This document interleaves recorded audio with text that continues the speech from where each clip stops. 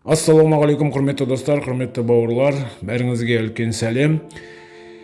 Әртүрлі себептерге байланысты эфирде көптен болған жоқпын, және көптен бері сіздермен жүздескен жоқпын. Бірақ осы аралықта мен сіздерге қатты риза болдым. Себебі сіздер маған жазылып жатырсыздар. Қазірдің өзінде 500-ден асты жазылушым. Бұл әрине кейбіреулерге үлкен цифр болмас, бірақ мен үшін бұл үлкен сыйлық. Сонымен достар, біз өткен видеомызда өзімнің ауылым Жалғансай туралы айтып кеттік. Дәлірек айтқанда Жалғансай ауылының атауының тарихы туралы. Енді біз әрі қарай осы тақырыпты жалғастырайық. Келесі елді мекен айта кететін осы атауының тарихы туралы бұл Сарайшық. Енді Сарайшық дегенде бәрімізде елең ете түсеміз, өйткені Сарайшық атауын осы тек қана Атырау өңірінде емес, жалпы Қазақстан бойынша білмейтін адам кемде кем. Себебі бұл өте қасиетті, өте киелі жер. Сарайшықтың тарихына мен көп әңгіме қозғамаймын осы жолы. Себебі бұл Сарайшықтың тарихын суреттеген, тарихына деректер келтірген ғалымдар да, жазушылар да өте көп, мыңдаған еңбектер бар деп айтуға болады. Сондықтан да мен біреуден асып айта алмаймын және жеткізбей айтуға өзім қорқамын. Сонымен Сарайшық туралы тек қана қысқаша айтып өтемін.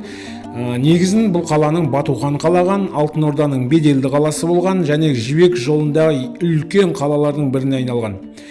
Кейін 1513 жылы Жәнібек ханның ұлы Қасым хан қазақ мемлекетінің астанасы деп жариялаған қала. Сол кезде 100 мың тұрғыны болған және кейбір деректер бойынша қаланың ұзындығы 18 шақырымға жеткен. Енді қазір бір 18 шақырым дегенде есептеп көрейік. Менің білетінім қаладағы біздің Атырау қаласындағы вокзалдан стройконтор деген аудан бар ғой, сол жерге дейін 11 километр, 12 километр. Сонда есептеп қарасақ, Сарайшық сол кезде қазіргі Атыраудан үлкен болмаса кіші емес қала болған екен. Мен енді бана қасиетті киелі жер дегенім тек қана оның астана болғанда емес, немесе Алтын Орданың беделді қаласы болғанда емес, бұл қалада 7 хан, 12 әулие жерленген. Сондықтан да осы Сарайшықты мен қасиетті қала деп санаймын, және тұсынан өткенде бет сипап өтемін, тек қана сол жердегі бейіттерге емес, жалпы Сарайшықтың басындағы аруақтарға. Жалпы Сарайшықтың тарихы туралы ең көп білетін адам деп мен осы Сарайшықтағы мұражайдың көптеген жылдар бойы директоры болып қызмет атқарған Молдаш Бердімұратов ағамыз деп ойлаймын. Өкінішке орай ол ағамыз жан-жанатта осыны о дүниелік болып кетті. Қазіргі осы Сарайшықтың тарихы туралы деректердің 90% осы Молдаш ағамыздың әңгімелеп берген деректерінен шыққан. Сонымен Сарайшықтың тарихына көп тоқталмаймын дедім, енді Сарайшықтың атауына көшейік. Енді мен маған айтып кетейін, мен осы бұрындарда да, сол жас кезімде де көптеген басқа облыстың, өңірдің білмейтін адамдар сұрайды, сіздерде осы Сарайшық деген қасиетті жер бар дейді. Сол жерге сіздер бардыңыздар ма, көрдіңіздер ме, шынында қандай қала деп. Мен енді барымша әңгімелеймін сол кезде. Міне сондай біздің кезінде астана болған, осындай қазақтың тарихымен тығыз байланысты жер деп. Сол кезде сұрайды да, банаға неге Сарайчик дейді. Енді қазір Сарайшық деп атап жүр ғой, ол кезде барлық жерде Сарайчик деп аталынады. Сарайчик. Сонда бір ол шағын сарайдың атына берілген ба деген сияқты. Сол кезде сол тақырыпқа мен ойландым. Сосын осы атаудың тарихы туралы өзім шағын зерттеу жұмысын жүргіздім, өзімнің шамаммен. Жалпы Сарайшық атауы туралы нұсқалар бар дедім. Соның ішінде бір нұсқасы Сарайжук. Оны қазіргі кезде көптеген ғалымдар да қолданады. Қаншалықты дұрыс, қаншалықты ақиқат екеніне мен баға бермей қояйын, бірақ та ол былай түсіндіріледі. Сарай, сосын жук. Жуық деген сөз дейді, моңғолдан аударғанда. Сонда сарайға жуық, яғни әлі сарай емес, сол сарайдан кіші нәрсе деп айтылған ба, мен білмеймін, оны түсінген жоқпын. Бірақ мен бұл нұсқаның бірден айтайын, қолдамаймын. Мүмкін сарай жук деп айтылған болар, айтылмаған болар, әңгіме онда емес, мағынасы келмейді мүлдем. Қазір сосын бізде сарай дегенге бір түсінігіміз басқаша да, мына біздің времянкімізді сарай деп атаймыз да, мына времянка деп атайды, сарай деп атайды. Бірақ қазағымыздың тарихында сарай деген үлкен мағынаға ие. Қан сарайы. Енді қазіргі кезде де мәнін жоғалтқан жоқ. Мысалы, салтанат сарайы деген бар, дұрыс па? Сарай деген сонда үлкен үй деген мағынаны білдіреді. Тағы бір нұсқаны кездестірдім сарайшық атының шығуы туралы. Ол мүлдем күлкілі. Мен қазір осы жерде монтаж жасап отырғанда бір күліп жіберетін мынандай видеолар бар, тиктокта толып жүр ғой, бір шексілес қатып күліп жатқан. Соны салып жіберуге болатын еді, бірақ орынсыз да. А негізі күлуге тұратын зат. Себебі көптеген ғалымдар, бір тарихшылар, көптеген деп қоямын, енді Құдай кешірсін, ол көп пе аз ба білмеймін. В общем, бір сондай нұсқа бар. Жәнібек ханның жалғыз қызы болған дейді, Сара деген. Оған спорт етпеймін, оған ешқандай да қарсы шықпаймын. Қызы болған.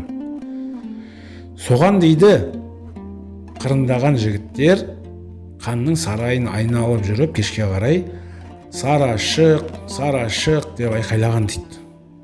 Соның нәтижесінде қаланың аты Сарашық болып кеткен. Ал енді күлмей қараңыз. Мен шынымды айтсам, осыны ойлап тапқан, осыны бір зерттеп, бір дәлелдеп шыққан ғалыммен жүздескім келеді, қалай айтып отырғанын түсінгім келеді. Просто логиканы қосып жіберіңізші. Ханның сарайын елестетіңізші. Соның айналасында жігіттер қырындаған Сарашық деп айқайлап жүреді. Қазіргі кездегі сияқты ғой, мына көршімнің қызына келді, бір жігіттер Айгүл шық, Жанар шық деп айқайлаған сияқты. Енді ойланып қараңыз, ханның сарайының айналасынан Сарашық деп айқайлап жүрмек түгел, сіз сол сарайдың маңына жақындай аласыз ба? Ханның қызының, сол жалғыз қызының атын атамақ түгіл, сіз бір жерде сол ханның қызымен кездесіп қалып көзіне тіке қарасаңыз болды, басыңыздың иығыңызда тұруына ешқандай кепілдік жоқ.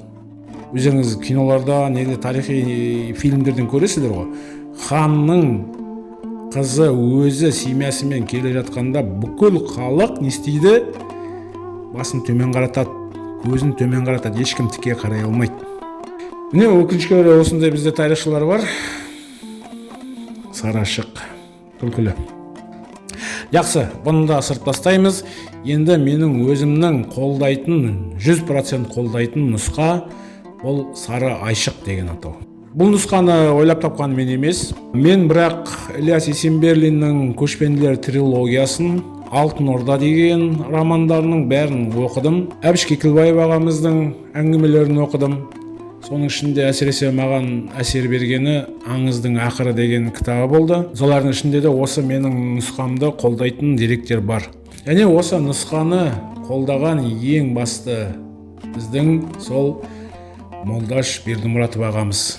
Ол кісі де осы туралы айтып кетті. Сонымен бұл қалай шықты? Сарайшық қаласы тек қана Алтын Орданың беделді қаласы немесе қазақ хандығының астанасы болып қалған жоқ, ол Жібек жолының ең үлкен қалаларының бірі болды. Жалпы Жібек жолы дегеніміз не? Қазіргі тілмен айтқанда трафик. Банағы Европа мен Азияның ортасындағы алтын көпір. Сол жолмен жүріп отырып, Европадан саудагерлер келеді, Азияға келеді, Азиядан сонау Қытайға дейін барады, сол жерден саудаларын жасап, кейін Азияның тауарларын Европаға жеткізеді. Онымен бірге мәдениетін де жеткізеді. Жалпы Жібек жолы бүкіл цивилизация үшін үлкен рөл атқарған. Енді Сарайшық сол жолдағы бір тоқтап, сол базары бар үлкен қала болды. Енді ол кезде керуен дегеніміз, сауда дегеніміз қазіргідей самолет, пойызбен немесе бір транспортпен жасалынған жоқ. Ол керуен банағы түйелерден тұрады, жылқылардан тұратын сондай үлкен көш. Түйелерге үлкен тауарлар жүктеліп, сондай түйелердің шоқ дегенде 10-15-і, кейбір деректер бойынша 50-60, одан да көп түйелер бар керуендер болған. Енді ойлап қараңыз, қазақтың жалпы Азияның даласы шет-шегі жоқ, үлкен жазықтық. Шөл дала, суы аз. Осы Жібек жолымен жүретін керуендер тек қана сауда жасап пайда тауып қана қоймайды, және оларға үлкен қауіптер бар да.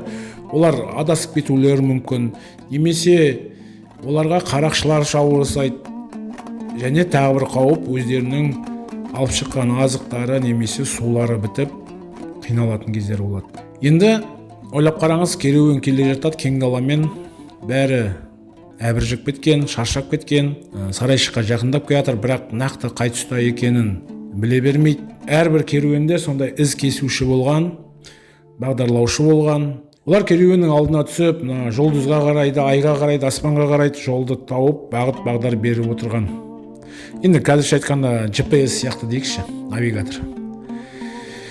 Содан келе жатады керуен, бәрінің көңілінде қашан жетеміз деген уайым, бәрінің көзі көкжиекте, қашан қала көрінеді деп, ал көкжиекте сағымнан басқа ештеңе көрінбейді. Осылай келе жатқанда кенеттен бір маңдай тұстан бір нәрсе жарқ ете түседі. Не деп ойлайсыздар? Бұл біздің Сарайшық. Яғни сол кезде Сарайшық қаласында үлкен мұнара болған, мешіт. Соның басында таза алтыннан құйылған сары айшық болған. Жолда келе жатқан жолаушыларға сонда қала көрінбесе де ең бірінші күнге шағылысып, осы сары айшық көрінетін болған. Сол кезде шаршап келе жатқан керуен кенеттен жан бітіп, қуанып, Сарайшық көрінді деп айқайлайтын болған. Содан Сарайшық қаласына керуеніміз аман-есен жететін болған. Міне осы қалада орналасқан мешіттің басындағы сары айшығы осы қаланың атауына негіз болған. Міне сонымен құрметті достар, бүгін Сарайшық атауының тарихына тоқталдық. Мен бір тарихшы емеспін. Мен бүкіл осы елді мекеннің тарихын біле бермеймін. Сондықтан да құрметті менің жазылушыларым, тіркелушілерім, өздеріңіз бір қандай да елді мекеннің атауының тарихын білетін болсаңыздар, комментарийға қалдырып жазуға болады. Сосын тағы да бір менің үлкен өтінішім бар. Осы қазір Сарайшықтың үлгісінде көріп отырсыздар. Кезінде Кеңестер одағының кезінде біздер енді орыс мәдениетіне көшіп кетуге құттай қалған кезімізде осы Сарайшығымызды менсінген жоқпыз. Сарайшық деп атын бұрмалап айттық. Бірақ кейін өз тарихымызды өзіміздің қолымыз өз аузымызға жетіп, тарихымызды зерттей бастағанымызда біздің мәдениеттің, осы Қазақстанның, қазақтардың мәдениеті ешкімнен кем болмағанына көзіміз жетіп келе жатыр. Сондықтан да достар, сіздерден тағы да қайталаймын, өтінемін, өзіміздің жергілікті атауларымыздың атын дұрыстап біліп және дұрыс айтып үйренейік. Себебі біздің бәріміздің де міндетіміз осы атадан қалған мұраны өзіміз біліп қана қоймай, ұрпағымызға да жеткізу, ары қарай жалғастыра беру. Міне басты мақсат осы ғой. Сонымен бәріңізге рахмет. Құрметті достар, тыңдағандарыңызға, әсіресе мына тіркеліп жазылып атқан бауырларыма үлкен алғысымды білдіремін. Алла қаласа 1000-ға жеткеннен кейін трансляция жүргізуге мүмкіндіктер ашылады. Және менің YouTube каналымда бар. YouTube каналымда тек қана тарихи деректер емес, ол жерде білім жөнінен де білім беру, математика ғылымдарынан сондай жобаларым бар, мамандықтар туралы. Алла қаласа соның бәрін іске асырғым келіп отыр. Лайк басып отырыңыздар. Сіздерге лайк басу қиын зат емес, ал біз үшін өте маңызды, мен үшін өте маңызды. Өйткені лайк көп болған сайын сол видеомыз рекқа шығады. Сонымен құрметті достар, келесі жүздескенше аман-есен болайық. Бәріңізге, күндеріңізге сәттілік, істеріңізге Алла тағала береке берсін.